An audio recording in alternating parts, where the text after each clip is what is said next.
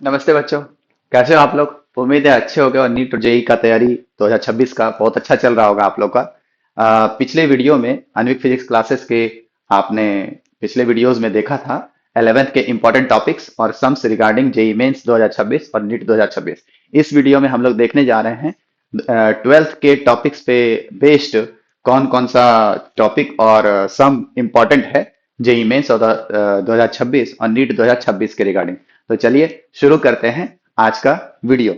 सबसे पहला जो टॉपिक है वो है electric charges and field. Electric charges and field में जो सवाल आया था 2024 में वो 32 सवाल आए थे, 2025 में 36 सवाल आए थे और 2 और 1 सवाल नीट में आए थे।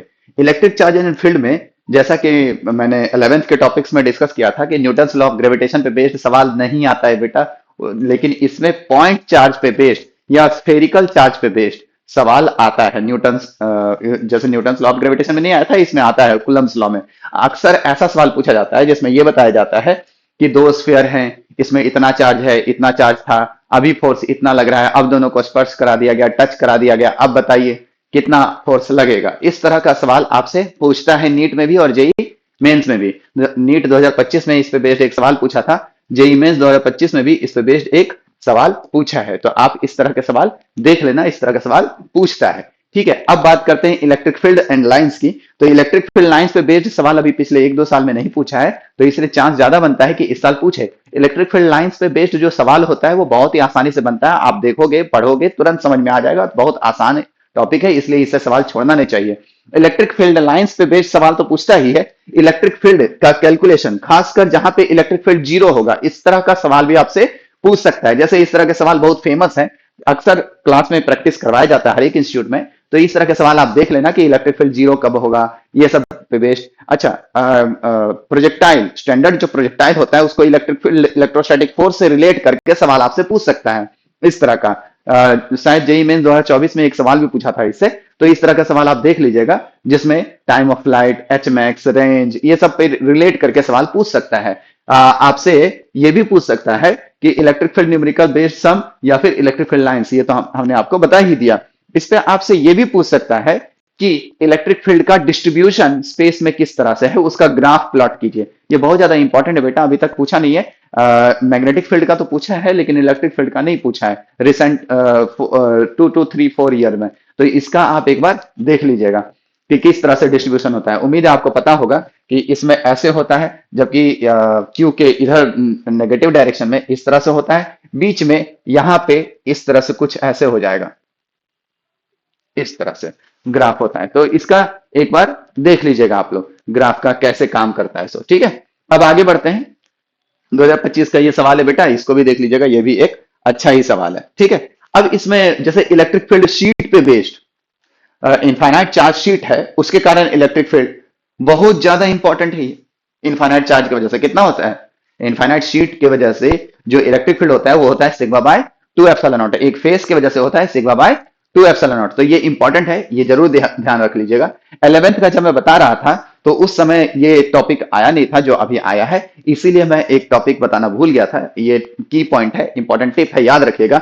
जब भी पेंडुलम बेस्ड इस तरह का सवाल रहे, कहीं भी कुछ इस तरह से कनेक्ट कर दे, इस तरह से कनेक्ट कर दे, तो याद रखिएगा, चाहे वो फ्लूइड में हो, चाहे वो एसएचएम में हो, चाहे वो रोटेशन में हो, चाहे वो सर्कुलर मोशन में हो, चाहे इलेक्ट्रोस्टैट्स में हो, चाहे मैग्नेटिज्म में हो, मेजोरिटी जगह में जहां भी पेंडुलम टाइप का चीज रहेगा वहां पे टेन थीटा आप निकालिएगा। टेन थीटा से सवाल बहुत आसानी से सॉल्व होता है। अगर आपको स्ट्रेटेजी दिख भी नहीं रहा है सवाल सॉल्व करने के लिए, तो भी आप टेन थीटा जरूर निकालो, इस पे सवाल बनता है। जैसे नीट में एक बार सवाल पूछा था बहुत ही अच्छा, इस तरह से दे दिया था कि दो इस तरह से पेंडुलम टाइप की चीज है और इसमें चार्ज दे दिया गया है इस तरह से, अब चार्ज लीक हो रहा है कांस्टेंट रेट से। तो पूछ रहा था कि इसका जो वेलोसिटी ऑफ अप्रोच होगा वो इसके सेपरेशन के कितने पावर के प्रोपोर्शन में होगा, और ऑप्शंस दे दिए थे। तो ये भी सवाल टेन थीटा से बड़े आसानी से बन जाता है। इस तरह का सवाल में आप थोड़ा ध्यान दीजिएगा कि टेन थीटा निकालने से सवाल बनता ही बनता है। इसके अलावा electric field due to finite wire और इनफाइनाइट वायर का तो बहुत ज्यादा इंपॉर्टेंट है, जिसका फॉर्मूला होता है 2k लैम्डा बाय आर। और फाइनाइट आर्क की वजह से, एक आर्क की वजह से इलेक्ट्रिक फील्ड कितना होता है, ये फॉर्मूला भी बहुत ज्यादा इंपॉर्टेंट है, ये चीज भी आप ध्यान रखिएगा। एक सर्कुलर रिंग है, पूरे सर्कुलर रिंग के एक्सिस में कितना इलेक्ट्रिक फील्ड होता है आपको पता होगा। K Q X by X square plus R square का पावर 3/2। मैक्सिमम कब होता है, कितने डिस्टेंस में होता है, ये सब चीजें, ग्राफ उसका बहुत ज्यादा इंपॉर्टेंट है। ये सब चीजें आप थोड़ा देख लीजिएगा। अगर रिंग वाला पे सवाल आया तो फॉर्मूला पुटिंग आएगा, सिंपल कॉन्सेप्चुअल बेस्ड आएगा, तो इसका थोड़ा ध्यान रखिएगा। Electric field due to finite wire charge arc are very important, sums related with it में कम 90% चांस है कि इस पे बेस्ड एक सवाल आएगा। आगे बढ़ते हैं। अब यहां पे फ्लक्स और चार्ज बेस्ड कैलकुलेशन, ये बहुत ज्यादा इंपॉर्टेंट है।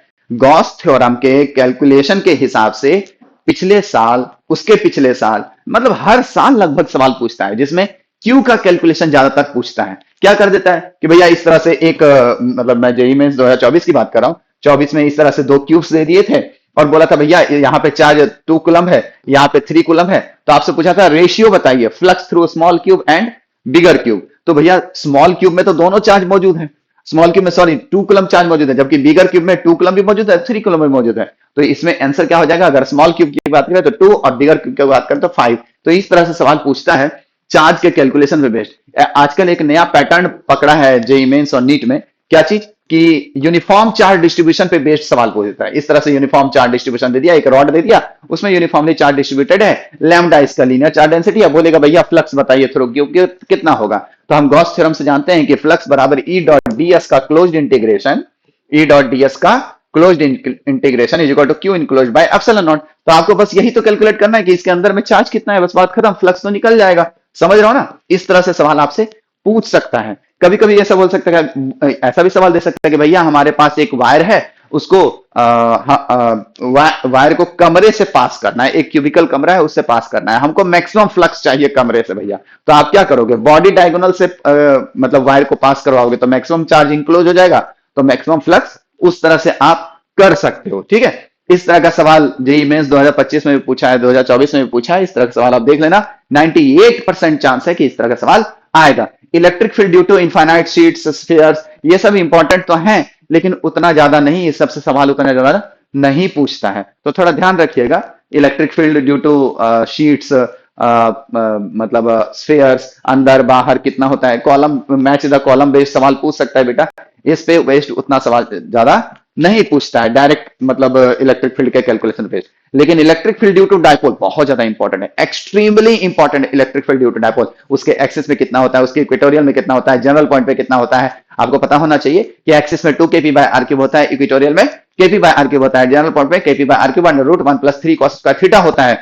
मिनिमम जो इलेक्ट्रिक फील्ड होता है वो कहां होता है, इक्वेटोरियल में, और मैक्सिमम कहां होता है, एक्सियल में। मतलब ये है कि एक डायपोल के सराउंडिंग में कहीं भी आप चार्ज रखो उस पर फोर्स जीरो नहीं होगा। इसका मतलब यह भी है कि चार्ज के मौजूदगी में इलेक्ट्रिक डायपोल पे फोर्स लगेगा ही लगेगा, ये बात ध्यान रखिएगा। ऐसा कभी नहीं हो सकता कि चार्ज मौजूद है, उसके चार्ज के इन्फ्लुएंस में, मतलब इलेक्ट्रिक फील्ड में अगर आप डायपोल प्लेस करोगे तो उस पर नेट फोर्स जीरो किसी भी हालत में नहीं होगा, आप कैसे भी अलाइनमेंट में रख लो।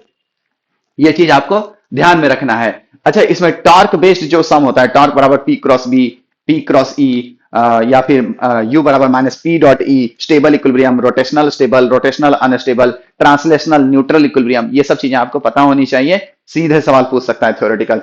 इसके अलावा जो टाइम पीरियड होता है इसका रोटेशनल स्टेबल इक्विलिब्रियम के कॉरेस्पॉन्डिंग जो SHM शो करता है डायपोल, वो भी बहुत ज्यादा इंपॉर्टेंट है, 2π√I/T। बहुत बार सवाल इससे पूछ चुका है, तो थोड़ा ध्यान रखिएगा। देखिए यहाँ पे डायपोल से रिलेटेड जेईई मेंस 2025 में 2 बार सवाल पूछा है, इसमें भी यहाँ पे डायपोल पे ही बेस्ड सवाल पूछा है जेईई मेंस 2025 में। आगे बढ़ते हैं, तो ये देखिए नीट 2025 में भी सवाल पूछा है डायपोल पे बेस्ड, तो ये सब सवाल आप बना लीजिएगा। सब में आंसर की वगैरह हम टिक कर दिए या फिर डिस्प्ले होने दिए हैं ताकि आप बना के प्रैक्टिस कर सको। अब बात करते हैं इलेक्ट्रिक पोटेंशियल एंड कैपेसिटेंस की। इलेक्ट्रिक पोटेंशियल एनर्जी का जो फॉर्मूला होता है U बराबर KQ1Q2/R, चाहे V बराबर KQ/R, इलेक्ट्रिक पोटेंशियल का, इन सब पे बेस्ड सवाल बहुत कम चांस है कि पूछेगा। अगर पूछ दिया तो किस्मत है, वरना बहुत कम चांस है कि इस तरह का सवाल आपसे पूछेगा। आपसे डेल्टा U बराबर Q डेल्टा V पे बेस्ड सवाल पूछ सकता है, थोड़ा बहुत इसका चांस है, पर उसमें भी बहुत मतलब नहीं पूछेगा। आप समझ लीजिए, आपसे जो सवाल पूछेगा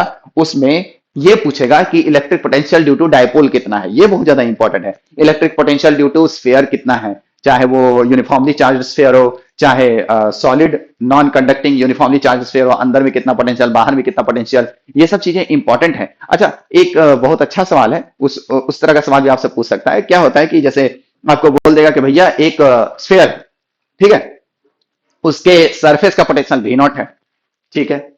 अब बोलेगा कि भैया सरफेस का पोटेंशियल भी नॉट है, ये तब है आ, जब इन्फिनिटी में पोटेंशियल हमने जीरो माना है। अब हम क्या कर रहे हैं, सरफेस पे पोटेंशियल जीरो मान रहे हैं, नया रेफरेंस चूज किया हमने, सरफेस पे पोटेंशियल जीरो माना। तो अब बताइए कि सेंटर का पोटेंशियल कितना है, और ऑप्शंस वगैरह दे देगा। तो आराम से पोटेंशियल डिफरेंस कांस्टेंट होता है, इसी कॉन्सेप्ट पे बेस्ड ये सवाल बनेगा। थोड़ा सा इस तरह का सवाल भी बना लीजिएगा, ये सवाल भी इंपॉर्टेंट है, पूछ सकता है। देखिए इलेक्ट्रिक पोटेंशियल पे ही बेस्ड डायपोल का कितना सारा सवाल पूछा है, ये देखिए सब इलेक्ट्रिक पोटेंशियल पे बेस्ड सवाल है। तो ये सब सवाल आप प्रैक्टिस कर लें, ज्यादा इंपॉर्टेंट है, जरूर बनाएं ये सब। कंडक्टर एंड इट्स प्रॉपर्टीज, ये भी बहुत ज्यादा इंपॉर्टेंट टॉपिक है, जेईई मेंस नीट दोनों के लिहाज से। कंडक्टर एंड इट्स प्रॉपर्टीज में भर भर के प्रॉपर्टीज हैं, तो हर प्रॉपर्टीज बहुत ज्यादा इंपॉर्टेंट है। जैसे इलेक्ट्रिक फील्ड अंदर जीरो होता है, इक्विपोटेंशियल सरफेस होता है, sigma inversely proportional radius of curvature होता है, अर्थिंग द कंडक्टर, कंडक्टर का पोटेंशियल जीरो होता है।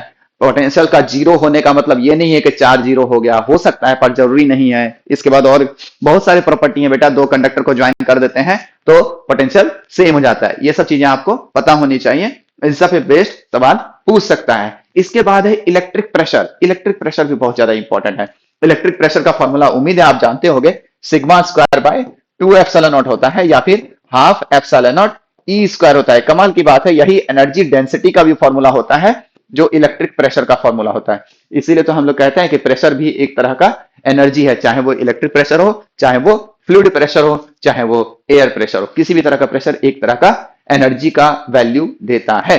तो इस चीज को आप ध्यान रखिएगा। इस पे बेस्ड जेईई एडवांस एक बार बहुत पहले सवाल पूछा था, बहुत ही अच्छा पूछा था, तो जेईई मेंस में उस तरह का सवाल रिपीट हो सकता है। जरा देख लें कि वो सवाल कौन सा का सवाल है और किस तरह का सवाल है। क्या बोला था कि एक स्फीयर है जो यूनिफॉर्मली चार्ज है, इस तरह से यूनिफॉर्मली चार्ज है। अब इसको हमने इस तरह से बीच से कट कर दिया। अब कट कर दिया तो ये एक साथ रहना नहीं चाहेगा, रिपल्सन की वजह से दूर फेंकाना चाहेगा। तो आपसे पूछता है कि भैया ये फोर्स कितना लगेगा ताकि दोनों को हम इंटैक्ट रख सकें। तो बहुत ही सिंपल सवाल है, हम इसको फोर्स को लिख सकते हैं इलेक्ट्रिक प्रेशर इंटू एरिया, तो लिखेंगे sigma square by 2 epsilon naught into area pi R square. बस सिंपल हो गया। इस तरह से सवाल आपसे पूछ सकता है, थोड़ा इसका ध्यान रखें। अब आगे बढ़ते हैं इलेक्ट्रिक प्रेशर के बाद। ये कैपेसिटेंस का फॉर्मूला जो स्फेरिकल कैपेसिटर है, सिलेंड्रिकल कैपेसिटर है, ये सब पे बेस्ड सवाल आपसे पूछ सकता है। सीधा फॉर्मूला पुटिंग पूछेगा, अगर पूछेगा तो इसलिए फॉर्मूला याद ही कर लें। स्फेरिकल कैपेसिटर जब बाहर का अर्थ हो, जब अंदर का अर्थ हो कॉन्सेंट्रिक स्फीयर्स में, तो इस तरह का सवाल आप देख लें, जरूर देख लें। Behaviour of capacitor just after closing the switch and T tends to infinity में जब पूरा चार्ज हो जाएगा तो किस तरह से होता है उसका बिहेवियर सर्किट में, वो सब चीज आप देख लें। इस पे बेस्ड सवाल पूछता है, बड़े ही आसानी से बनता है। इसमें कॉन्सेप्ट ये है कि टी जब वो बिल्कुल डिस्चार्ज होता है तो उस समय एक परफेक्ट कंडक्टर की तरह बिहेव करता है। जैसे मैं बोल रहा हूं यहां पे इस तरह से है, इस तरह से है, इस तरह से, और यहां पे एक बैटरी हमने कनेक्ट कर दिया। तो जब बैटरी यहां पे मान लो स्विच ओपन था, स्विच को क्लोज करेंगे तो ये एक परफेक्ट कंडक्टर की तरह बिहेव करेगा जब कंप्लीटली डिस्चार्ज होगा, और जब पूरा चार्ज हो जाता है तो ये एक ओपन सर्किट की तरह बिहेव करता है। ठीक है, इस तरह का सवाल आता है। अब उसमें जब बोलता है भैया टी टेंड्स टू इंफिनिटी में बताइए इसमें कितना चार्ज हो गया, कितना एनर्जी हो गया, ये सब पूछता है। तो भैया इसके अक्रॉस वही कैपेसिटर होगा, वही वोल्टेज होगा जो इसके अक्रॉस वोल्टेज होगा, मतलब बैटरी का ही वोल्टेज इसके अक्रॉस होगा, क्योंकि इधर से करंट जाएगा ही नहीं। जब पूरा चार्ज हो जाएगा तो ओपन सर्किट हो गया ना, तो इधर से करंट नहीं जाएगा, तो इसके अक्रॉस वोल्टेज ड्रॉप वही होगा जो यहाँ पे वोल्टेज ड्रॉप है। तो फिर उसके बाद जब वोल्टेज पता चल गया तो Q बराबर C भी हम आराम से कर देंगे, कोई टेंशन वाली बात नहीं है।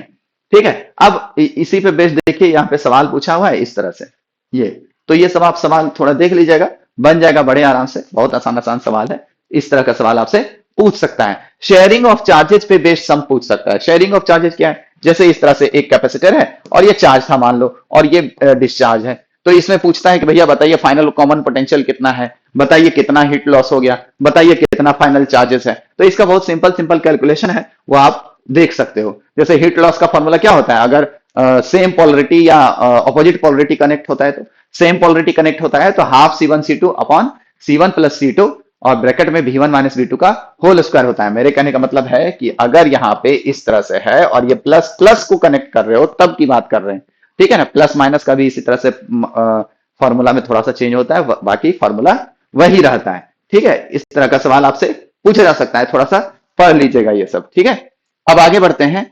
सी इक्विवेलेंट बेस्ड सम, तो मतलब बहुत ज्यादा चांस है कि पूछेगा। जैसे इस तरह का, खासकर रीप्लॉटिंग बेस्ड ज्यादा इंपॉर्टेंट है। जैसे देखिए ना, ये भी रीप्लॉटिंग बेस्ड है। पॉइंट नेमिंग कीजिएगा तो बन जाएगा।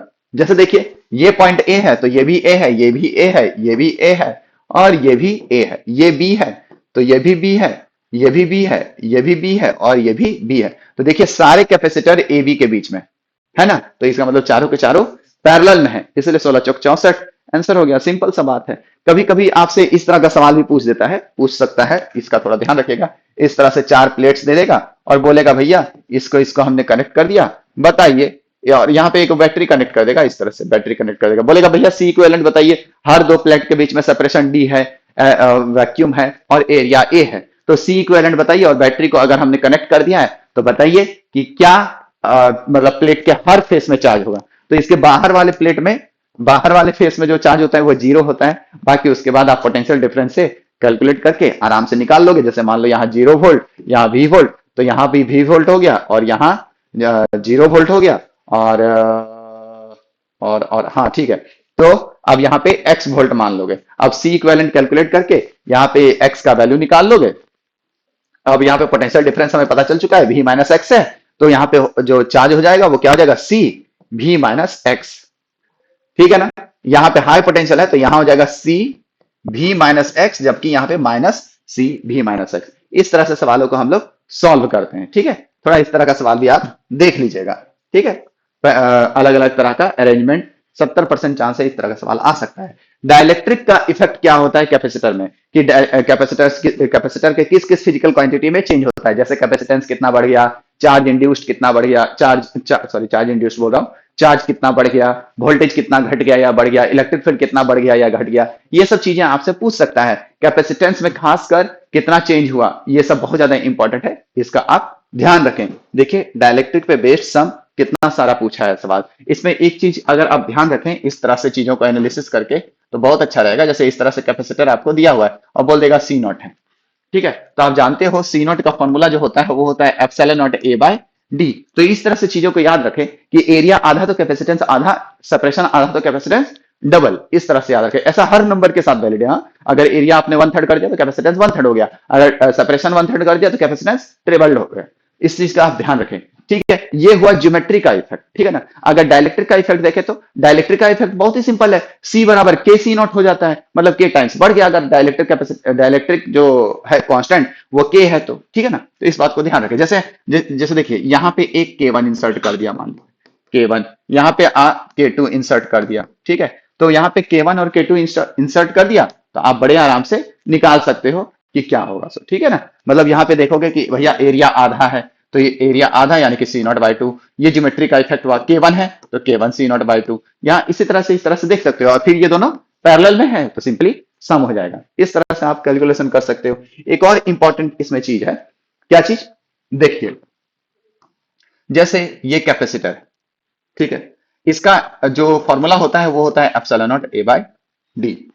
ठीक है, अब आपने क्या किया, इसमें डाइलेक्ट्रिक कांस्टेंट K का फिल कर दिया, तो यहां पे हो जाएगा K epsilon naught A by D. ठीक है, मैं इसको मतलब मैं चाहता हूं कि कैपेसिटेंस इतना ही रहे मगर एयर हो, तो एयर के लिए हम इसको ऐसे लिख सकते हैं। देखो तो epsilon naught A by D by K, मतलब मैं बोलना चाह रहा हूं कि सेपरेशन क्या कर दो, 1/K टाइम्स कर दो, तो कैपेसिटेंस उतना ही रहेगा। इसका इस्तेमाल हम लोग क्वेश्चन को सॉल्व करने में करते हैं। याद रखना मैं क्या बोल रहा हूं, कि अगर आपको कैपेसिटेंस उतना ही चाहिए विदाउट डाइलेक्ट्रिक, तो आप क्या करो, सेपरेशन 1/K टाइम्स कर दो, डाइलेक्ट्रिक हटाओ और एयर भर दो। इस डाइलेक्ट्रिक को हटाओ तो एयर हो गया, और सेपरेशन क्या कर दो, D/K। समझ में आया ना। ठीक है, जैसे एक सवाल, मतलब एक थ्योरी आपने पढ़ा होगा, यहां पे इस तरह से ये एक डाइलेक्ट्रिक यहाँ पे डाला हुआ है, K कैपेसिटेंस का और T थिकनेस का। तो देखो जो C हो जाएगा वो हो जाएगा epsilon naught A by D. पहले तो पूरा सेपरेशन जो था वो D था। ठीक है, अब आप चाहते हो कि भैया डाइलेक्ट्रिक हटाओ, कैपेसिटेंस वही रखने के लिए आप क्या करते हो, डाइलेक्ट्रिक हटाते हो। तो डाइलेक्ट्रिक हटाओ तो T हटा दिया हमने। ठीक है, और इसके बदले एयर ऐड करो, तो एयर का थिकनेस कितना होना चाहिए, T/K। तो यही वाला तो फॉर्मूला आप पढ़ते हो, डाइलेक्ट्रिक के साथ कैपेसिटेंस में क्या प्रभाव पड़ता है।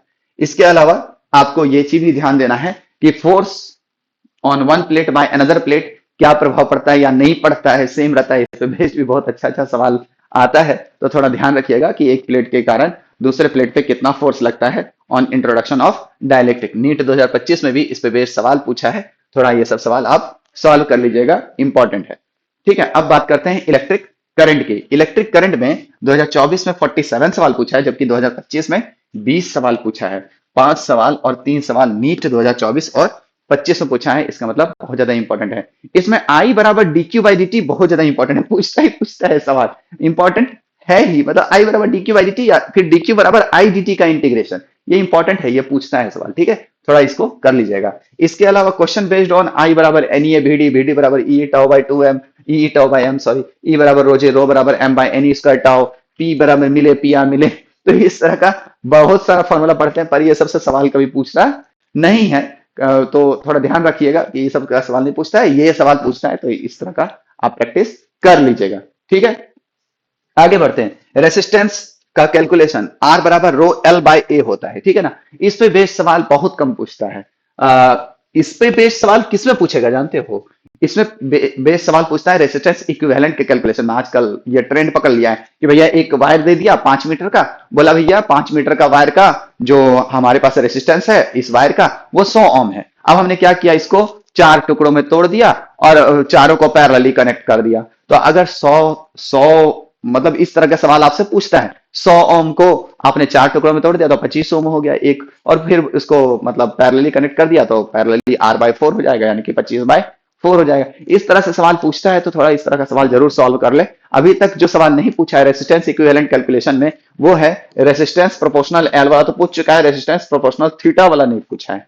वो अभी हम बताते हैं क्या होता है। जैसे मान लो इस तरह से सवाल पूछते हैं, ये इस तरह से कि भैया एक सर्कल है जिसका लेंथ पूरा बोल देगा कुछ 2 पाई आर वगैरह कुछ है।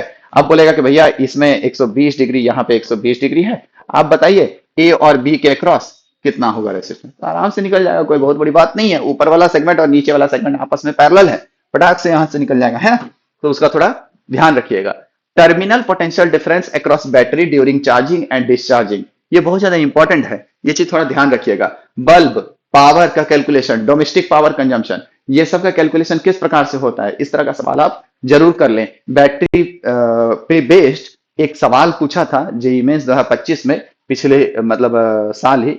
तो ये सवाल आप थोड़ा देख लीजिएगा, इस तरह का सवाल अब पूछ रहा है तो थोड़ा ध्यान रखिएगा। Maximum power through R external, इसका जो कंडीशन होता है कि क्या होता है, ग्राफ क्या होता है, ये बहुत ज्यादा इंपॉर्टेंट है, ये आपको ध्यान में रखना है। आपको उम्मीद है मालूम होगा कि पावर थ्रू एक्सटर्नल वाला जो ग्राफ होता है वो कुछ इस तरह से होता है, जिसमें पावर थ्रू आर एक्सटर्नल और ये आर है तो आर का वेरिएशन किस तरह से करें ताकि maximum power through R external हो। तो इसमें जो ये कंडीशन आता है वो आता है बैटरी का इंटरनल रेसिस्टेंस बराबर एक्सटर्नल रेसिस्टेंस। तो ये एक इंपॉर्टेंट टॉपिक है, थोड़ा इसका ध्यान रखिएगा। इसके अलावा ये भी इंपॉर्टेंट है कि भैया इस पावर से कम, मैक्सिमम पावर से कम कोई भी पावर लेंगे तो आपके पास 2 रेसिस्टेंस होगा जिसको आप इस्तेमाल कर सकते हो, R1 एंड R2। लेकिन हम लोग R2 प्रीफर करेंगे क्योंकि उससे करंट का ड्रेन कम होगा तो बैटरी का लाइफ बढ़ेगा, ठीक है ना।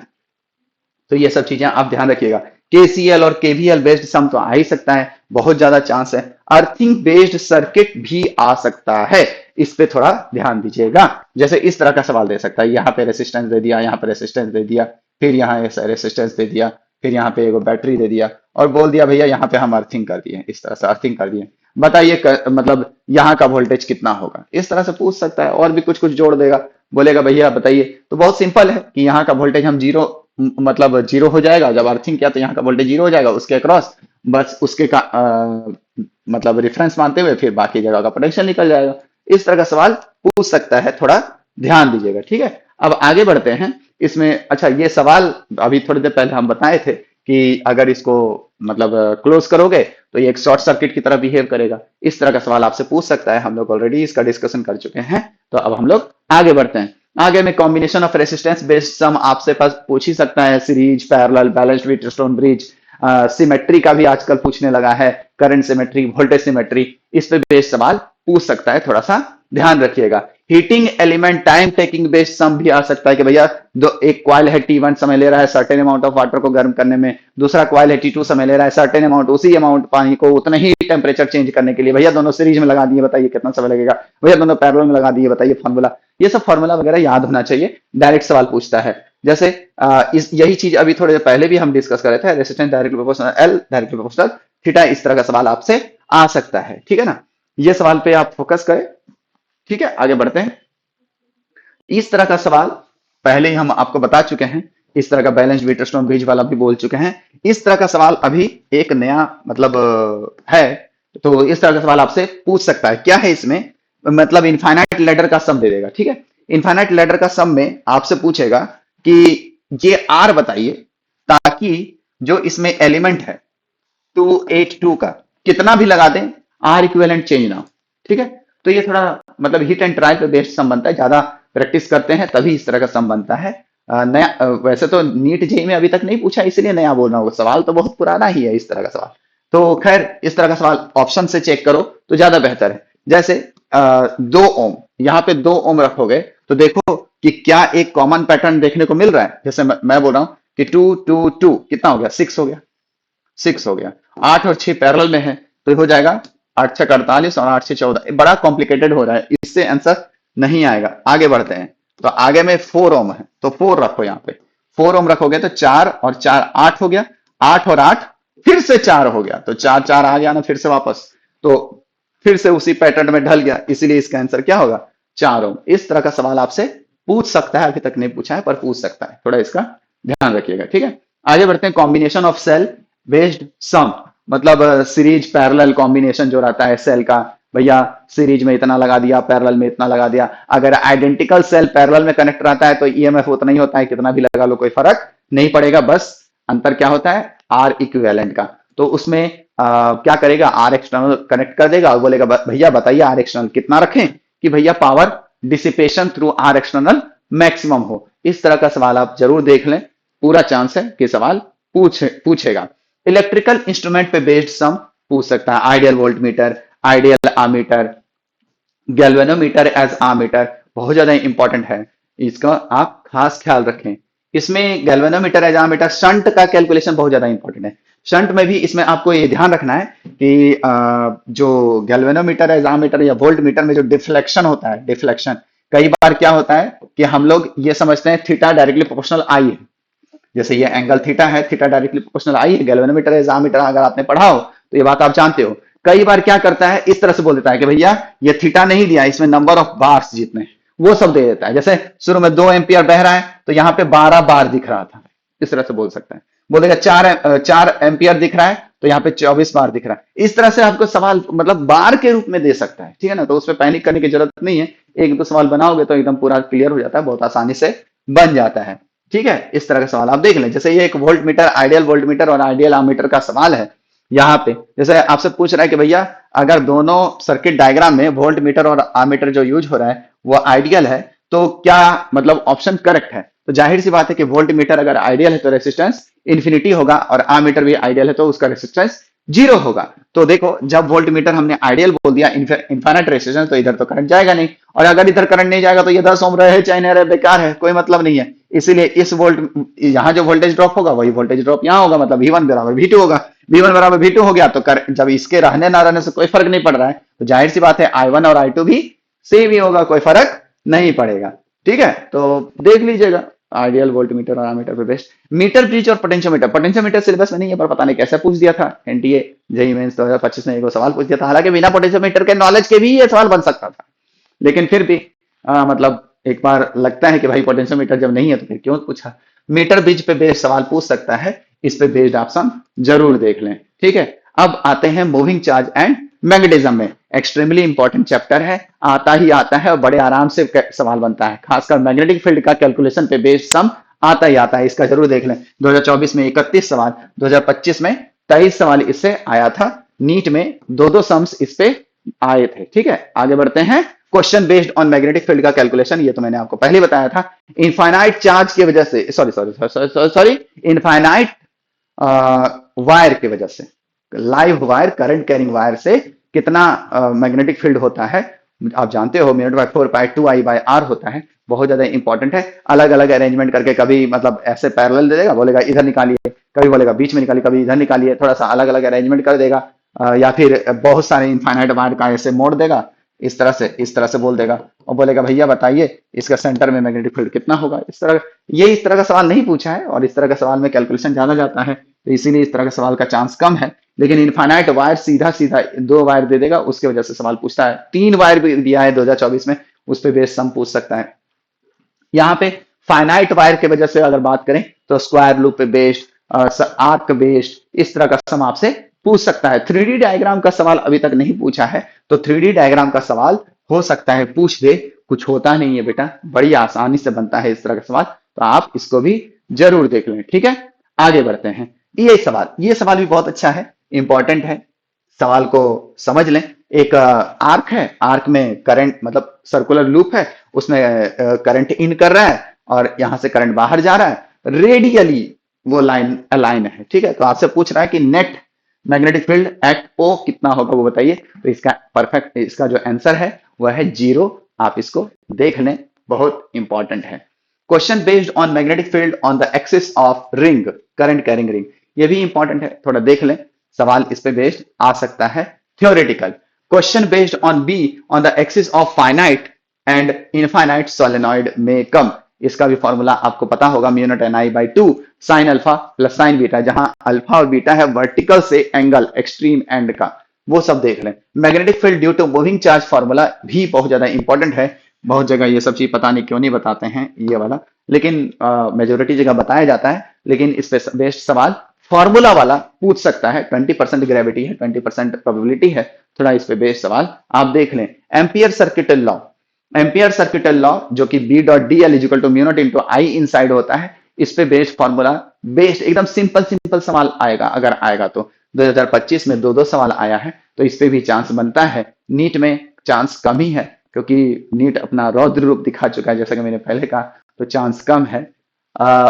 Force on moving charge particle and its different cases are very important. F बराबर क्यू वी क्रॉस बी, जब एंगल में इंक्लाइन करता है, एंगल में इन करता है, सर्टेन एंगल में जब ऑर्थोगोनल इन करता है, तो किस तरह से रेडियस आर बराबर M V by Q B होता है, टी बराबर 2 pi M by Q B होता है। ये सब फॉर्मूला आपको याद होना चाहिए, बहुत ज्यादा इंपॉर्टेंट है। टाइम पीरियड जो होता है, मतलब घूमने का जो टाइम पीरियड होता है, वो इंडिपेंडेंट ऑफ स्पीड होता है। इस पे बेस्ड सवाल आपसे पूछ सकता है, थोड़ा ध्यान रखें।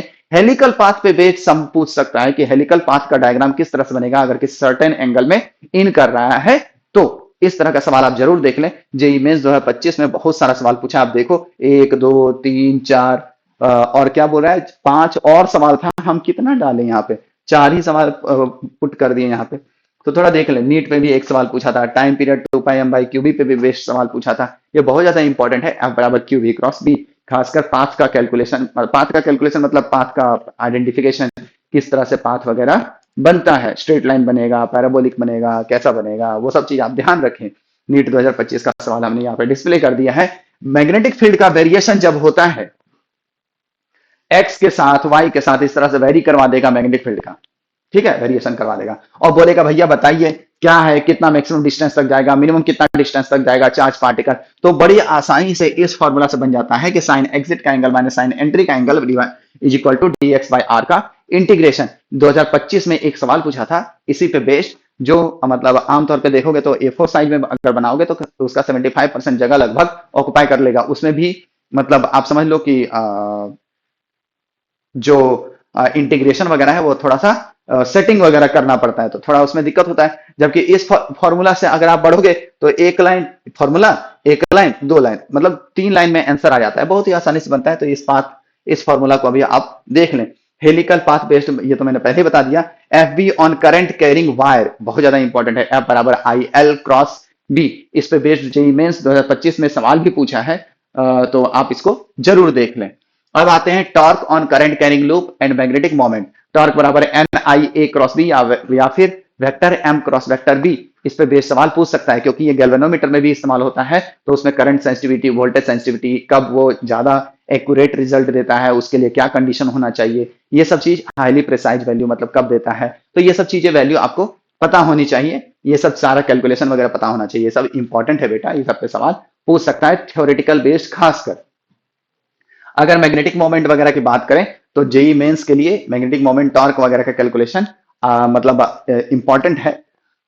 टाइम पीरियड वगैरह का कैलकुलेशन इंपॉर्टेंट है। Gyromagnetic ratio PM by L is equal to Q by 2m, ये बहुत ही इंपॉर्टेंट मतलब पॉइंट है जिससे मैग्नेटिक मोमेंट का कैलकुलेशन होता है। जेई एडवांस में इस पे बेस्ड बहुत अच्छा सवाल पूछा था, जिसमें एल जो एंगुलर मोमेंटम लेते हैं वो चार्ज डिस्ट्रीब्यूशन के हिसाब से लेते हैं। ये एक इंपॉर्टेंट पॉइंट है, खैर इसको आप देख लीजिएगा, इस पे बेस्ड सवाल आपसे पूछ सकता है। ठीक है, बहुत अच्छा सवाल था जेई एडवांस 2025 का। खैर हम लोग यहाँ पे मेंस और नीट की बात करें तो उसी पे अपने आप को मतलब कंफाइंड करके रखेंगे। करंट सेंसिटिविटी, वोल्टेज सेंसिटिविटी, ये हम ऑलरेडी बता चुके हैं। 80% इसका ग्रेविटी है, बहुत ज्यादा इंपॉर्टेंट है। करंट सेंसिटिविटी, वोल्टेज सेंसिटिविटी पे बेस्ड सवाल आने का आपको इसमें ये देख लेना चाहिए कि करंट, अगर हम नंबर ऑफ टर्न्स बढ़ा रहे हैं तो करंट सेंसिटिविटी बढ़ेगा क्या, वोल्टेज सेंसिटिविटी भी बढ़ेगा। ये सब सवाल आप जरूर देख लें, इंपॉर्टेंट है। मैग्नेटिज्म एंड मैटर की बात करें, जिसको हम लोग क्लासिकल मैग्नेटिज्म चैप्टर भी बोलते हैं, 2024 में इसमें 5-5 सवाल पूछा था, 25 में भी 5 सवाल पूछा था, एक एक सवाल नीट में पूछा है दोनों सालों में। ठीक है, आगे बढ़ते हैं। बार मैग्नेट का प्रॉपर्टी इंपॉर्टेंट है, इस पे बेस्ड सवाल मतलब थ्योरेटिकल बेस्ड सवाल पूछ सकता है कि बार मैग्नेट के एक्सिस में कितना, मतलब बहुत सारे फीचर्स वगैरह हैं, एक्सिस में कितना होता है, इक्वेटोरियल में कितना होता है, ये सब, मैग्नेटिक मोमेंट कितना होता है। एक मैग्नेटिक बार है, इसका मैग्नेटिक मोमेंट एम नॉट है, अब इसको सेमी सर्कल में प्लॉट कर दिया, अब बताइए कितना हो जाएगा मैग्नेटिक मोमेंट। इस तरह का सवाल आपसे पूछ सकता है, आप जरूर देख लें। मैग्नेटिक फील्ड लाइंस का प्रॉपर्टीज बेस्ड सम, ये भी इंपॉर्टेंट है, ये भी आपसे पूछा जा सकता है, जरूर इस तरह का सवाल आप देख लें। एक सवाल यहाँ पे दिया हुआ है जो जेईई मेंस 2025 में पूछा था, आंसर आप वेरीफाई कर लें। इस स्लाइड से एक सवाल पूरा चांस से पूछ देगा। मैग्नेटिक प्रॉपर्टी पे बेस्ड सवाल है, डिफरेंट फिजिकल क्वांटिटीज पे बेस्ड, यहाँ पे फॉर्मूलाज वगैरह दिए हुए हैं, इस पे बेस्ड, जैसे रिलेटिव परमिएबिलिटी हो गया, ससेप्टिबिलिटी हो गया, मैग्नेटिक इंटेंसिटी हो गया, इंटेंसिटी ऑफ मैग्नेटाइजेशन हो गया, म्यू आर एक्स में रिलेशन हो गया, ससेप्टिबिलिटी में रिलेशन हो गया, ये सब चीजें आपको याद होनी चाहिए। ये बहुत ज्यादा इंपॉर्टेंट ये स्लाइड है, इस पे बेस्ड सम एक आ सकता है, पूरा चांस है। ठीक है, इसके बाद जो स्लाइड में आने वाला है, इस पे ये सवाल तो जेईई मेंस 2025 में पूछा भी था, उससे पहले भी पूछा है। ये डेटा एफिकेसी वाला सवाल है, जिसमें बहुत कम रहता है सवाल डेटा, मगर आंसर दिया हुआ रहता है, मगर आंसर आता है। तो इस तरह का सवाल आप जरूर देख लें, ये सवाल खासकर देख लें, इस तरह का सवाल आ सकता है, डेटा वगैरह हल्का फुल्का चेंज करके। ठीक है, अब प्रॉपर्टी, तीनों तरह के जो मटेरियल है, डायरेमैग्नेटिक, पैरामैग्नेटिक एंड फेरोमैग्नेटिक, इस पे इसके प्रॉपर्टी पे बेस्ड सवाल आ सकता है। क्यूरीज लॉ सीधे पूछ सकता है, क्यूरीज लॉ वगैरह का कैलकुलेशन बेस्ड सम शायद ही पूछे। 20% इसका ग्रेविटी है। लिक्विड ऑक्सीजन पैरामैग्नेटिक है, इसको आप जरूर याद कर लें। Magnetisation curve, hysteresis loss, graphs, feature बहुत ज्यादा इंपॉर्टेंट है कि कौन सा ग्राफ सुटेबल है किस तरह का मटेरियल को बनाने के लिए, मतलब परमानेंट मैग्नेट के लिए बनाने के लिए कौन सा अच्छा है। अगर आप इलेक्ट्रोमैग्नेटिक के रूप में यूज करना चाहते हैं तो कौन सा ज्यादा इंपॉर्टेंट है, मतलब कौन सा ग्राफ सही रहेगा हिस्टेरिसिस लॉस का, उसका डिफरेंट फीचर्स वो सब भी आपको पता होना चाहिए। कॉर्सिव फोर्स क्या होता है, रिटेंटिविटी क्या होता है, एरिया क्या रिप्रेजेंट करता है, ये सब चीज इंपॉर्टेंट है, आप जरूर देख लें। अब आते हैं ईएमआई में, इलेक्ट्रोमैग्नेटिक इंडक्शन में। ईएमआई में 2024 में जेईई मेंस में 16 और 2025 में 8 सवाल पूछा है, 8 सवाल पूछा है, और एक एक सवाल पूछा है नीट में। इलेक्ट्रोमैग्नेटिक इंडक्शन में सबसे पहला चीज आता है फ्लक्स का कैलकुलेशन। फ्लक्स का कैलकुलेशन, लेंज लॉ, इन सब पे बेस्ड सवाल शायद ही पूछे, क्योंकि फ्लक्स का कैलकुलेशन पूछना होगा तो वो गॉस थ्योरम वाला, इलेक्ट्रिक फ्लक्स वाला पूछेगा, यहाँ पे उतने ज्यादा नहीं पूछता है। इसमें जो सवाल बनता है वो बनता है फैराडेज लॉ ऑफ ईएमआई, इस पे बेस्ड सवाल आपसे पूछ सकता है। जेईई मेंस 2024 में इससे 6 सवाल, जबकि 25 में इससे 2 सवाल पूछा है।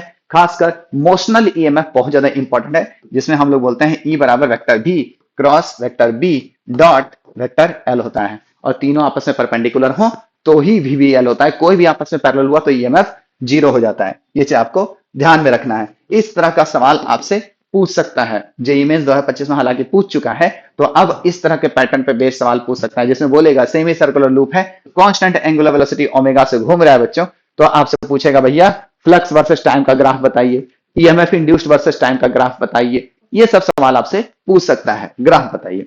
ये वाला जो सवाल है जो जेईई मेंस 2025 का है, इसको एक बार आप सॉल्व कर लें। ठीक है, आगे बढ़ते हैं। यहाँ पे देखिए मोशनल ईएमएफ पे बेस्ड सवाल है, जेईई एडवांस 2025-24 में भी मोशनल ईएमएफ पे बेस्ड सवाल पूछा है, ग्राफ वाला था, तो इंपॉर्टेंट तो है ही। अब इसमें टर्मिनल वेलोसिटी का सवाल पूछ सकता है, जैसे ये वर्टिकल प्लेन में है पूरा सिस्टम। अब इसमें क्या किया है, एक ट्रैक है जिसमें एक स्लाइडर रखा हुआ है, ठीक है। थोड़ा सा इंक्लाइंड होगा, जाहिर सी बात है, 90 डिग्री रखोगे तो ऐसे ही स्लाइड कर जाएगा, थोड़ा सा ऐसे स्लाइड करके रखा है। तो अब इसमें बोल रहा है कि ये मास m है, लेंथ l है, और रेसिस्टेंस r है।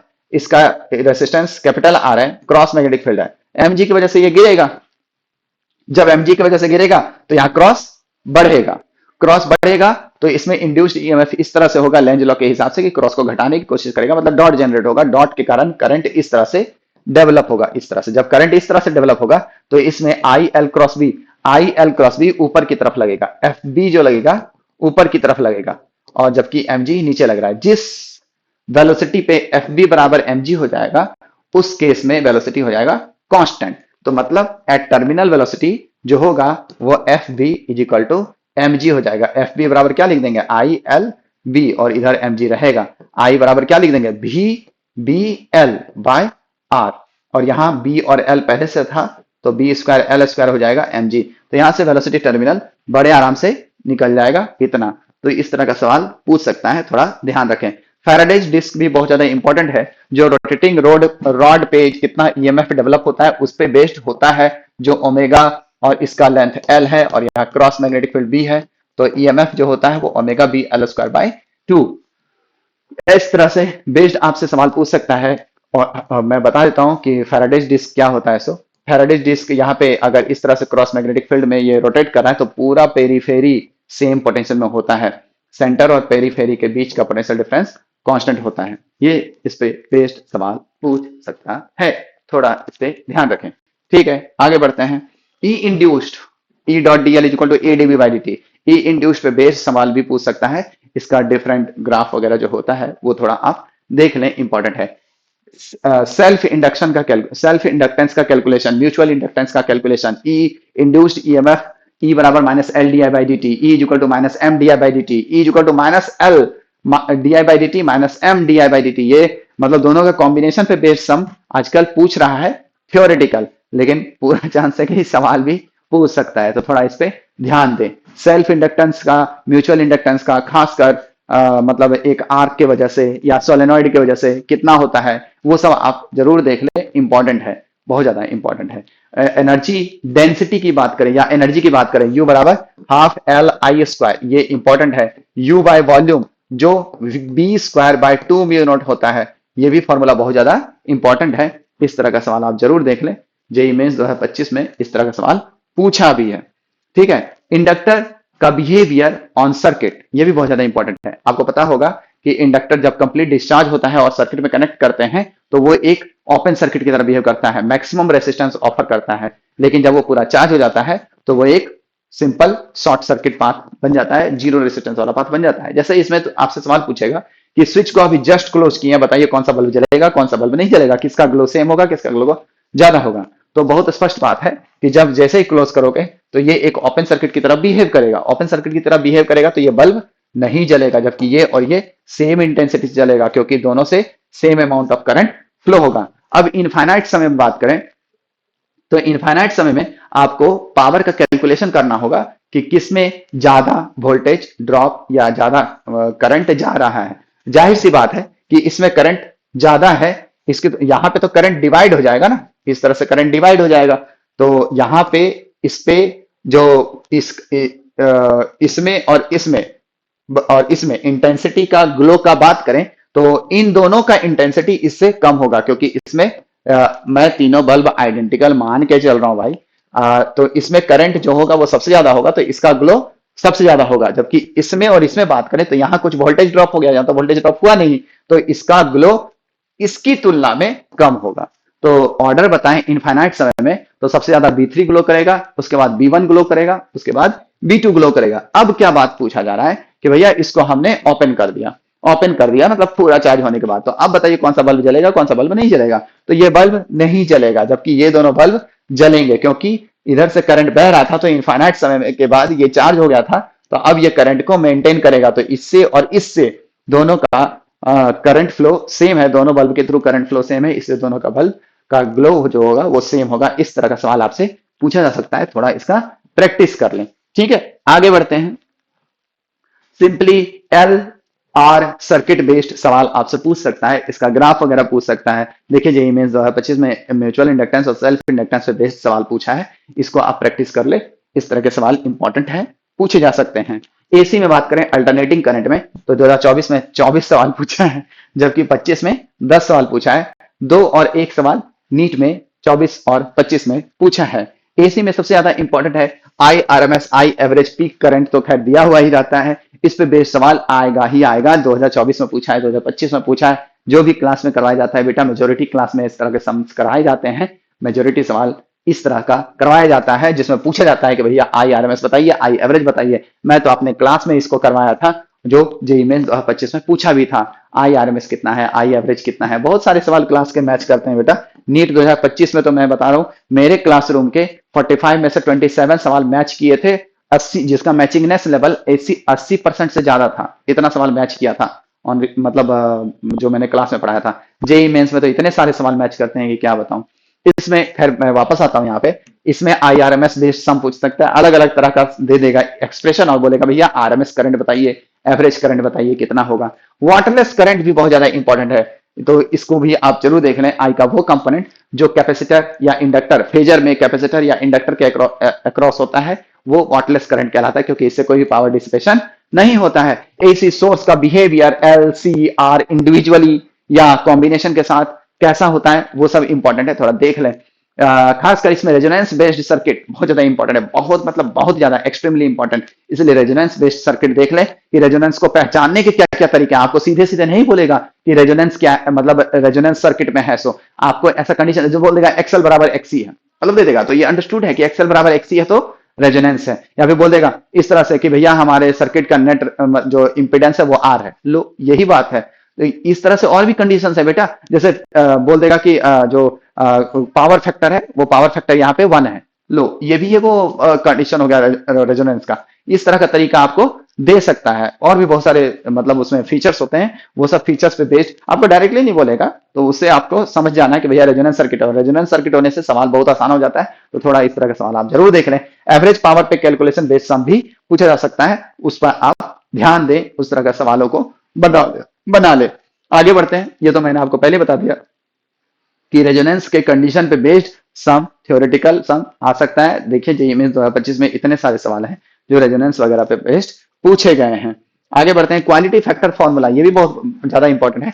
क्वालिटी फैक्टर जो होता है कितना कर्व शार्प है उस पर डिपेंड करता है। फॉर्मूला भी आप जानते होंगे, omega naught upon delta omega, या कहीं कहीं सिंबॉलिकली 2 डेल्टा ओमेगा लिखते हैं। मीनिंग समझने का मतलब है कि क्या है 2 डेल्टा ओमेगा चाहे डेल्टा ओमेगा, जो कि होता है 1/r root under L by C. तो ये फॉर्मूला भी आप याद कर लें, बहुत ज्यादा इंपॉर्टेंट है। Transformer based sum, quality factor and transformer based sum भी, ट्रांसफॉर्मर होगा, ट्रांसफॉर्मर बेस्ड सम भी आ सकता है, बहुत ज्यादा इंपॉर्टेंट है। 80% उसका ग्रेविटी है, जरूर देख लें।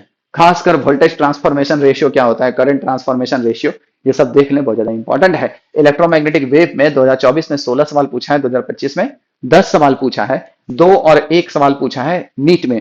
इलेक्ट्रोमैग्नेटिक वेव में जो सबसे ज्यादा सवाल पूछता है वो ये पूछता है कि डिस्प्लेसमेंट करंट और मैग्नेटिक फील्ड का वैल्यू दिया हुआ रहेगा, मैग्नेटिक फील्ड का इक्वेशन दिया हुआ रहेगा, बोलेगा इलेक्ट्रिक फील्ड का इक्वेशन बताइए भैया कितना है, वेवलेंथ बताइए, फ्रीक्वेंसी क्या है, वेव का स्पीड क्या है, ये सब बेस सम पूछता है। एकदम सिंपल सिंपल रहता है बेटा, बड़ी आसानी से सवाल बनता है इलेक्ट्रोमैग्नेटिक वेव का, तो आप इसको जरूर मतलब देखें। पॉइंटिंग वेक्टर क्या होता है, कैसे वेव का प्रोपगेशन डायरेक्शन निकालते हैं, ये सब चीजें आप जरूर देखें। ई बराबर सी बी, ई बराबर सी पी, ये सब बहुत ज्यादा इंपॉर्टेंट है, ये सब आप जरूर देख लें, इंपॉर्टेंट है। मैक्सवेल इक्वेशन, चारों जो इक्वेशन है, Gauss law for magnetism, Gauss law for electrostatics, उसके बाद एम्पियर सर्किटल लॉ, मतलब एम्पियर मैक्सवेल लॉ, वही जो थोड़ा सा अपडेटेड किया था मैक्सवेल ने। उसके अलावा इंड्यूस्ड इलेक्ट्रिक फील्ड वाला फॉर्मूला, ये चारों फॉर्मूला आपको सीधे पूछता है बेटा। जेईई मेंस में तो पता नहीं कितने बार मैक्सवेल का फॉर्मूला पूछा है, तो इसीलिए आप उसको जरूर देख लें। ये तो मैंने बताया ही कि ई बराबर सी बी वगैरह फॉर्मूला क्या होता है, तो ये सब फॉर्मूला आपसे पूछ सकता है। देखिए जेईई मेंस नीट दोनों में पूछा हुआ है सवाल, है ना। आगे बढ़ते हैं। एवरेज इंटेंसिटी, हालांकि ये उतना ज्यादा कोई खास इंपॉर्टेंट नहीं है, लेकिन फिर भी आप ये याद कर लें, पूछ सकता है सवाल। रे ऑप्टिक्स, रे ऑप्टिक्स बहुत ज्यादा इंपॉर्टेंट चैप्टर है, इससे तो मतलब इतना ज्यादा सवाल पूछता है कि क्या बताएं आपसे। 3 सवाल पूछा है नीट में, 24 में भी 25 में भी, जबकि जेईई मेंस में तो 21 और 43 सवाल पूछा है अलग अलग सेशंस में कुल मिला के। तो समझ ही रहे हो, रे ऑप्टिक्स बहुत ज्यादा इंपॉर्टेंट है। मगर इसमें प्लेन मिरर एकदम इंपॉर्टेंट नहीं है। प्लेन मिरर पे सवाल एकदम रेयरली ही पूछता है। मतलब मैं ये नहीं बोल रहा कि प्लेन मिरर पढ़ो ही नहीं, पढ़ो तो जरूर अब मैं बोल रहा हूँ कि आसान सवाल होते हैं, ज्यादा पूछता ही नहीं है इससे। सबसे ज्यादा जो पूछता है वो पूछता है कर्व्ड मिरर से, कॉन्वेक्स मिरर, कॉन्केव मिरर, इस पे बेस्ड सम पूछता है। रिफ्लेक्शन ऑन प्लेन मिरर ये सबसे पूछेगा नहीं। कर्व्ड मिरर बेस्ड सम ज्यादा चांस है पूछेगा, 90% चांस है। इसका यूवी ग्राफ बहुत ज्यादा इंपॉर्टेंट है, तो उसको आप जरूर देख लें। ठीक है, ये देख लें आप, कॉन्केव मिरर पे बेस्ड यहाँ पे जो ये इमेज 2025 में सवाल दिया हुआ है, कितना सारा सवाल दिया है, देखिए कितना सारा सवाल। इसमें रिफ्रैक्शन पे बेस्ड सम पूछ सकता है। n2 by n1 is equal to the apparent upon the actual, जब shift t into 1 minus 1 by mu होता है। मल्टीपल स्लैब्स की वजह से जो ऑब्जेक्ट का इमेज बनता है, फाइनल डिस्टेंस कितना होता है ऑब्जर्वर से, इस पे बेस्ड सम आपसे पूछ सकता है, तो इसको आप जरूर देख लें। ठीक है ना, इंपॉर्टेंट है। आगे बढ़ते हैं। जैसे जेईई मेंस 2025 में देखिए इस तरह का सवाल पूछा था, 24 में भी इस तरह से पूछा था, तो इसमें सीधा फॉर्मूला लगेगा और सवाल बन जाएगा। रिफ्रैक्शन में लेटरल शिफ्ट का सीधा फॉर्मूला पूछा था जेईई मेंस 2025 में, हालांकि उतना ज्यादा इंपॉर्टेंट नहीं, आप क्या ही पूछेगा लेटरल शिफ्ट में, तो उसका फॉर्मूला वगैरह देख लें। क्रिटिकल एंगल एंड टीआईआर और इसके डेविएशन जो होता है टीआईआर में, और टीआईआर से पहले जो डेविएशन होता है, वो सब इंपॉर्टेंट है। ये सब चीज आप जरूर देख लें। 24 में 2 सवाल पूछा था, 25 में 3 सवाल इससे पूछा है टीआईआर पे बेस्ड, तो इस पे आप सवालों को प्रैक्टिस कर लें। स्फेरिकल रिफ्रैक्शन और मैग्निफिकेशन इसमें बहुत ज्यादा इंपॉर्टेंट है। मैग्निफिकेशन और स्फेरिकल रिफ्रैक्शन बहुत कम जगह पढ़ाया जाता है, आई डोंट नो क्यों, लेकिन इंपॉर्टेंट है। स्फेरिकल रिफ्रैक्शन में मैग्निफिकेशन का फॉर्मूला क्या होता है पता है? देखिए, m is equal to v by n2 upon u by n1, ये फॉर्मूला होता है मैग्निफिकेशन और स्फेरिकल रिफ्रैक्शन। तो इस पे बेस्ड सम कर लें। जेईई मेंस 2025 में एक सवाल इस पे पूछा भी था, इंपॉर्टेंट है। स्फेरिकल रिफ्रैक्शन के बाद आता है lens maker formula, magnification, formulas based on question में सिंपली आस्क, एकदम 99% सवाल, मतलब एक सवाल समझ लो आ ही रहा है, एकदम गारंटी। मैग्निफिकेशन देखो जेईई मेंस 2024 में, 25 में, मतलब देखो कुछ कुछ सवाल आप देख रहे होगे, 24 में भी पूछा है, 25 में भी पूछा है, मतलब कम से कम आपको 25 का क्वेश्चन बैंक तो जरूर बना लेना चाहिए। कोई ना कोई सवाल लड़ सकता है भाई, पूरा इंपॉर्टेंट है। वैसे भी प्रैक्टिस के लिहाज से इंपॉर्टेंट है ही, आपको जरूर बना लेना चाहिए 2024-25 में। वेलोसिटी पे बेस्ड सवाल पूछ सकता है। बोल रहा है कि एयर में फोकल लेंथ एफ नॉट है, क्या होगा फोकल लेंथ अगर उसको लिक्विड में डाल दिए लेंस को, तो ये सब सवाल बहुत कॉमन है, बहुत पूछता है। ठीक है, power of lens, power of mirror based sum आपसे पूछ सकता है। इक्विवेलेंट बोल दिया भैया, दो तीन लेंस ले लिए, वो सिल्वरिंग ऑफ लेंस कर दिए, मतलब इस तरह से कर दिए, ऐसे ऐसे कर दिए, ऐसे ऐसे कर दिए, ऐसे कर दिए और पेंटिंग कर दिए, बताइए फोकल लेंथ कितना है। या फोकल लेंथ नहीं पूछना हुआ, डायरेक्ट इनडायरेक्टली नहीं पूछा, तो इनडायरेक्टली क्या करेगा, ऐसे रे आ रहा, बताइए कहाँ पे कन्वर्ज करेगा, डाइवर्ज करेगा, कहाँ पे फोकस होगा, ये सब पूछ सकता है आपसे सीधा सीधा। तो फोकल लेंथ का कैलकुलेशन बेस्ड सम है। जेईई मेंस में 25 में तो पूछा भी है। ठीक है, कॉम्बिनेशन ऑफ लेंसेस वही वाला हम बोल रहे हैं, जेईई मेंस 2025 में इसमें सवाल पूछा है, नीट 2025 में भी पूछा है, तो इस तरह के सवाल आपसे पूछ सकता है, थोड़ा ध्यान रखें। देखिए जेईई मेंस 2025 में कितना सारा सवाल पूछा है। F equivalent with to lenses और सम सेपरेशन, मतलब F1 जो पावर वगैरह का होता है minus D by F1 F2, तो वो फॉर्मूला आपसे पूछ सकता है। कटिंग ऑफ लेंसेस बहुत ज्यादा इंपॉर्टेंट, बड़ी आसानी से बनता है कटिंग ऑफ लेंसेस वाला सवाल, तो इसको सवाल को जरूर प्रैक्टिस कर लें। बहुत ही सिंपल है, एक बस ऐसे ही बता दे रहा हूं मैं कि अगर इस तरह से लेंस है, इसको बीच से अगर आप कट करते हो तो फोकल लेंथ डबल हो जाता है, तो इसको आप देख लें। इस तरह का सवाल, फर्क अगर आप इस तरह से कट करोगे इस तरह से, तो फोकल लेंथ में कोई प्रभाव नहीं पड़ेगा इंडिविजुअल वाले में। ठीक है ना, तो फर्क किस पे पड़ता है, इंटेंसिटी पे। किसके इंटेंसिटी पे, जो इमेज बनता है उसके इंटेंसिटी पे, क्योंकि इंटेंसिटी जो होता है वो डायरेक्टली प्रोपोर्शनल होता है एरिया ऑफ एपर्चर, एपर्चर के, इसीलिए वहां पे जो इंटेंसिटी होता है वो आधा हो जाता है। इसको आप जरूर देख लें। ठीक है, उसके बाद प्रिज्म पे बेस्ड सम, खासकर ये वाला फॉर्मूला बहुत ज्यादा इंपॉर्टेंट है। NP by NF sine A plus delta minimum by 2 divided by sine A by 2, बहुत ज्यादा इंपॉर्टेंट है, इस पे बेस्ड सम पूछ सकता है। एंगुलर डिस्पर्जन भी इंपॉर्टेंट है, डेविएशन भी इंपॉर्टेंट है, dispersion without deviation, dispersion without deviation, deviation without dispersion भी इंपॉर्टेंट है, और इससे उतना कुछ खास सवाल पूछता नहीं है, पहले ये सब चीज पूछता था, अब नहीं पूछता है। ठीक है, आगे बढ़ते हैं। सिंपल माइक्रोस्कोप, कंपाउंड माइक्रोस्कोप, ये सब में सिंपल फॉर्मूला बेस्ड सम आपसे पूछ सकता है, हर साल पूछता ही एक सवाल तो आइए रहा है, आप समझ लो। इस पे बेस्ड 80% प्रोबेबिलिटी, नीट 2025 में भी एक सवाल पूछा था, तो आप जरूर देख लें कि इस तरह के सवाल हम लोग कैसे हैंडल करते हैं, फॉर्मूला वगैरह क्या है। ठीक है, अब आते हैं वेव ऑप्टिक्स में। वेव ऑप्टिक्स में 2024 में 22 सवाल पूछा है, 25 में 19 सवाल पूछा है। एक और दो सवाल पूछा है नीट में 2024 और 25 में। किस तरह के सवाल पूछे जा सकते हैं? Different kind of wave front का प्लॉटिंग, जेई एडवांस में तो खैर पूछा ही है, 2025 में पूछा था वेव फ्रंट, 2025 नहीं, उससे पहले पूछा था वेव फ्रंट वगैरह का सवाल। जो इसमें भी वेव फ्रंट के सवाल बहुत सारे पूछ सकते हैं, बहुत ज्यादा चांस है कि पूछ सकता है। बहुत आसान आसान सवाल बनता है बेटा वेव फ्रंट पे, लेकिन बहुत अच्छा लगता है जब बनाते हैं तो और बनता है तो जरूर आप उस तरह का सवाल प्रैक्टिस कर लें। वेव फ्रंट पे बेस्ड सवाल पूछ सकता है, अभी तक पूछा नहीं है लेकिन पूछ सकता है। इंटरफेरेंस और वाईडीएससी पे बेस्ड सम तो पूछेगा ही पूछेगा। एगो सवाल समझ लो, एगो आइए रहा है, इसमें खासकर उस तरह का सवाल बोल देगा, एगो स्लिट में इंटेंसिटी आई नॉट है, दूसरे स्लिट में इंटेंसिटी 4 आई नॉट है, बताइए मैक्सिमम मिनिमम इंटेंसिटी जो पैटर्न में दिखेगा उसका डिफरेंस क्या है, रेशियो क्या है। इस तरह का सवाल बहुत पूछता है, पता नहीं कितने बार पूछ चुका है। जेईई मेंस 2024-25 में दो दो सवाल पूछा, समझो। जेईई मेंस 2024-25 में सिमिलर तरह का दो सवाल पूछा है, तो इस तरह का सवाल आपसे पूछ सकता है, थोड़ा ध्यान रखिएगा। देखिए यहाँ पे डिस्प्ले भी करवा दिए हैं, कितने सारे सवाल पूछे गए हैं, देखो बाप रे। अब आते हैं थीन फिल्म। थीन फिल्म को इंट्रोड्यूस कर दिया गया एक स्लिट में, तो बताइए सेंटर ब्राइट फ्रिंज कितना शिफ्ट कर जाएगा, किधर शिफ्ट कर जाएगा? तो जिधर जिधर फिल्म रहेगा उधर ही शिफ्ट कर जाएगा, अगर उसका रिफ्रैक्टिव इंडेक्स ज्यादा है तो, जाहिर सी बात है। तो ये सब थीन फिल्म बेस्ड सवाल पूछता है, थोड़ा इसको प्रैक्टिस कर लें। थीन फिल्म इंटरफेरेंस भी इंपॉर्टेंट है, जेई मेंस के लिहाज से, नीट के लिहाज से इंपॉर्टेंट नहीं है, तो आप इग्नोर कर सकते हो नीट वाले। डिफ्रैक्शन पे बेस्ड सम तो हर साल आता ही है। डिफ्रैक्शन और इंटरफेरेंस में क्या डिफरेंस है? थ्योरेटिकल भी सवाल पूछा जा सकता है कि इंटेंसिटी में वेरिएशन किस तरह से होता है, एंगुलर सेपरेशन, लीनियर पोजीशन वगैरह में क्या क्या अंतर होता है, ये सब फॉर्मूला, थ्योरी सब इंपॉर्टेंट है, थोड़ा देख लें। Law of malleus, law of malleus बड़ी ज्यादा इंपॉर्टेंट है, बहुत ज्यादा, हर साल इससे सवाल आता है। तो आप तो मेंटली प्रिपेयर रहो कि इससे वो सवाल आ रहा है, आई बराबर आई नॉट कॉस स्क्वायर थीटा से। ये इंपॉर्टेंट है बेटा, इस पे बेस्ड सम आप बना लो। नीट 2025 में भी पूछा है, 24 में भी पूछा है, जेईई मेंस 2024-25 में भी पूछा है। लॉ ऑफ मैलस पे बेस्ड ब्रीवेस्टर लॉ भी इंपॉर्टेंट है, उसको जरूर कर लें। ठीक है। अब इसके बाद जो चैप्टर आता है वो चैप्टर आता है फोटो इलेक्ट्रिक इफेक्ट का। तो फोटो इलेक्ट्रिक इफेक्ट की बात करें तो फोटो इलेक्ट्रिक इफेक्ट में 22 और 18 सवाल पूछा है, मेंस 24 और 25 में दो दो सवाल पूछा है नीट में। फोटो इलेक्ट्रिक इफेक्ट एक ऐसा चैप्टर है जिसमें सारा ही टॉपिक, सारा ही थ्योरी बहुत ज्यादा इंपॉर्टेंट है, सारा ही फॉर्मूला बहुत ज्यादा इंपॉर्टेंट है। इसमें मैं आपको क्या बोलूं कौन सा इंपॉर्टेंट नहीं है, कौन सा इंपॉर्टेंट है, क्योंकि इससे इतना छोटा सवाल और इतने सारे सवाल आते हैं, तो सारे ही ग्राफ, सारे ही इक्वेशंस इसमें इंपॉर्टेंट हैं। तो इस पे आप सब कुछ प्रैक्टिस कर लें, सब कुछ फॉलो कर लें। मतलब जो काइनेटिक एनर्जी मैक्सिमम बराबर होता है hc/λ माइनस वर्क फंक्शन, वो सब पता होना चाहिए। जो आइंस्टीन का इक्वेशन है, इसके डिफरेंट ग्राफ्स, फोटो करंट का वेरिएशन विद फ्रीक्वेंसी, इंटेंसिटी, ये सब चीजें आपको पता होनी चाहिए। थ्योरेटिकल सम्स भी आते हैं और न्यूमेरिकल सम्स भी आते हैं, तो ये सब सब इंपॉर्टेंट है। कुछ भी पूछ सकता है, 99% मतलब चांस है कि सब सब इंपॉर्टेंट है। क्या सवाल तो ये करेगा, ये बात तो समझ लो तुम।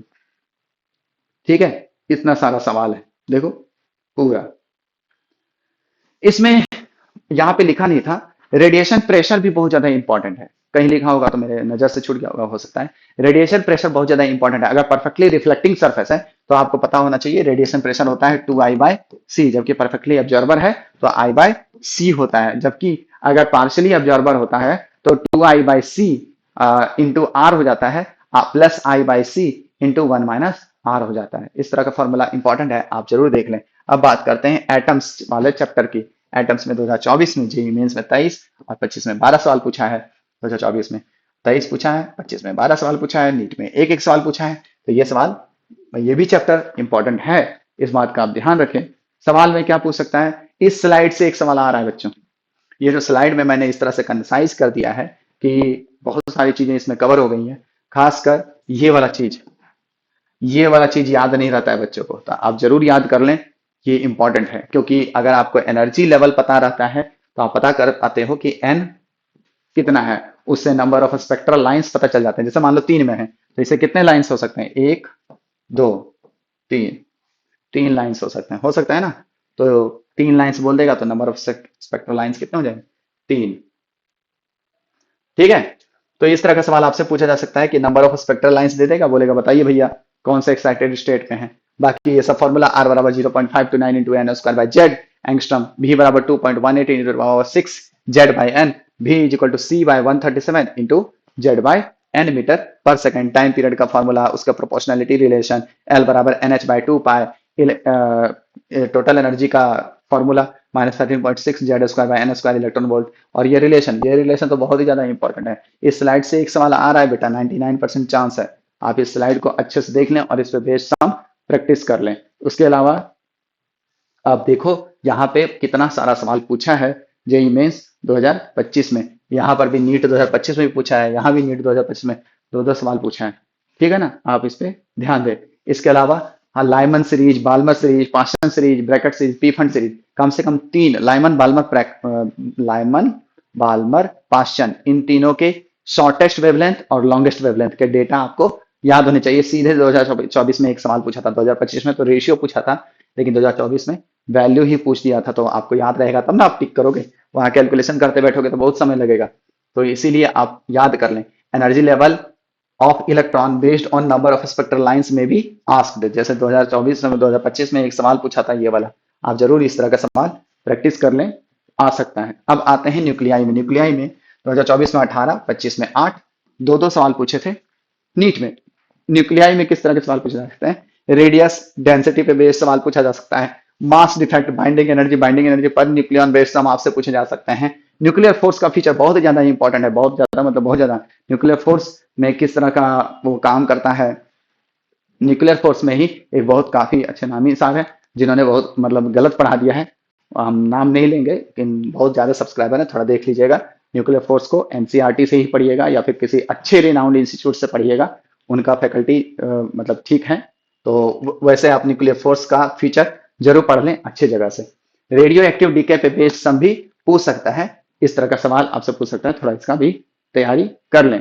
न्यूक्लियर फिजन और न्यूक्लियर फ्यूजन रिएक्शन पे बेस्ड सवाल आपसे पूछा जा सकता है, जिसमें सीधा पूछ सकता है भैया न्यूट्रॉन डीके हो गया, प्रोटॉन और इलेक्ट्रॉन में, साथ ही एंटी न्यूट्रिनो बनाया, मतलब इस तरह का सवाल आपसे रिएक्शन पे सवाल पूछ सकता है। तो थोड़ा ये सब प्रैक्टिस कर लें।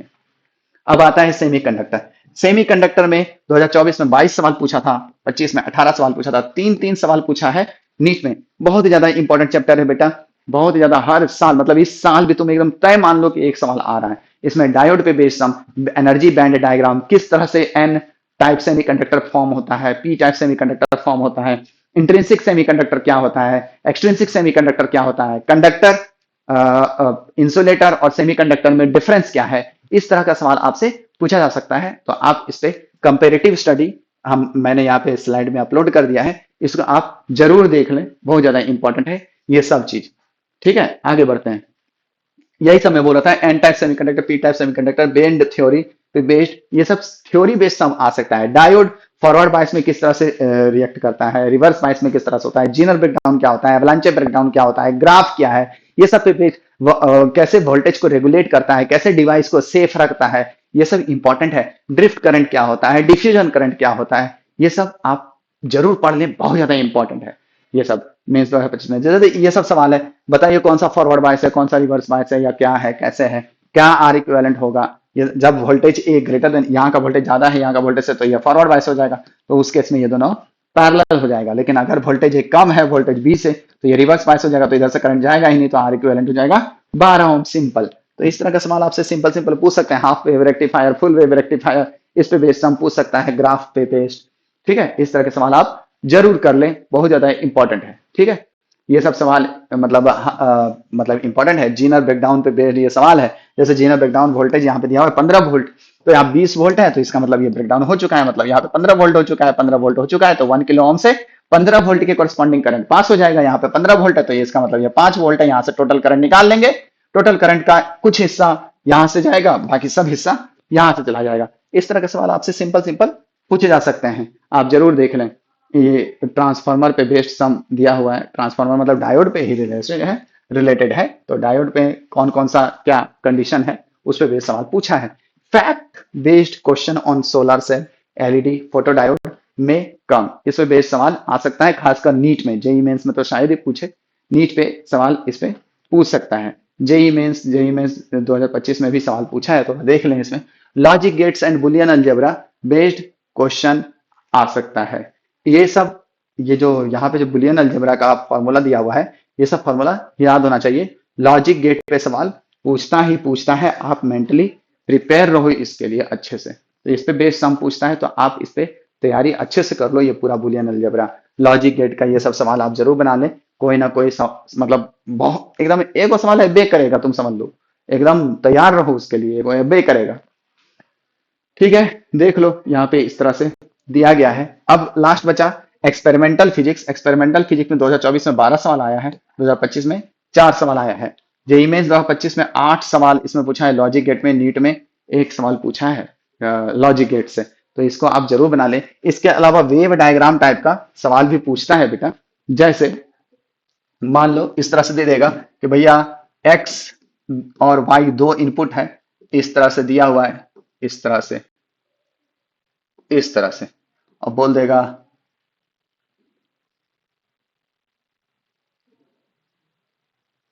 इस तरह से दिया हुआ है। अब बोलेगा एंड गेट के लिए बताइए क्या मतलब आउटपुट होगा, और गेट के लिए क्या आउटपुट होगा। तो ये जो ऊपर गया हुआ है ना, ये 1 इनपुट है, और जो नीचे है ना वो 0 इनपुट है। तो उसके हिसाब से एंड गेट के हिसाब से मल्टीप्लाई करके निकाल दो कि क्या होगा। ठीक है ना। अब यहाँ पे आप हम लोग समाप्त करते हैं क्लास को। यहाँ पे आप एक चीज ध्यान रखें, तैयारी अगर टू द पॉइंट होता है, स्पेसिफिक होता है, तो अच्छे से मतलब रिजल्ट आते हैं, कम मेहनत में ज्यादा आउटपुट आता है। लेकिन बेटा कम मेहनत में ज्यादा आउटपुट आता है, लेकिन ये पूरा नहीं होगा। आपको पूरा का पूरा सिलेबस कवर करना ही होगा। ये सब चीज मैं इंपॉर्टेंट बता रहा हूँ। आपको पढ़ना तो पूरा ही चाहिए। जब आपका टारगेट 1000, 2000, 3000, 5000 के अंदर रहता है, तो वो बच्चा पहले ही कवर कर लिया रहता है सब कुछ। इंपॉर्टेंट क्या है, लास्ट टाइम रिवीजन के लिए ये सब चीजें होती हैं। तो आप इन सब बातों का पूरा ख्याल रखें कि ये सब इंपॉर्टेंट टॉपिक्स बताए गए हैं। आपको पढ़ना तो पूरा ही चाहिए। Believe your best is yet to come, believe in yourself. आप अपने आप में भरोसा रखें, टूटे नहीं। बहुत ज्यादा इंपॉर्टेंट है, इसका खास ख्याल रखें। एक इंपॉर्टेंट टिप मैं लास्ट में दे देता हूं। जब अगर आपका एग्जाम का डेट जेई मेंस वालों के लिए है, अगर आपका एग्जाम का डेट फर्स्ट शिफ्ट में नहीं है, सेकंड शिफ्ट में नहीं है, दूसरे दिन है, तीसरे दिन है, तो आप बहुत प्लस पॉइंट में हो। बहुत सारे ऐसे यूट्यूबर्स होते हैं जो क्वेश्चन पूछ पूछ के क्वेश्चन बता देते हैं कि भैया ये सब आया था, ये सब आया था। तो आप उन सब वीडियोस को जरूर देखें, क्योंकि सेम क्वेश्चन रिपीट होता है। इसीलिए आप उन सब वीडियोस को जरूर देखें। एक आपको आइडिया मिल जाएगा कि इस तरह का सवाल आया था, उसमें ऐसे अप्रोच लेना है, ऐसे सम आएगा। कई बार तो आंसर ही पता चल जाएगा। तो उस तरह से आपको बेनिफिट मिलेगा, आप मार्जिन में रहोगे, प्लस मार्जिन में रहोगे।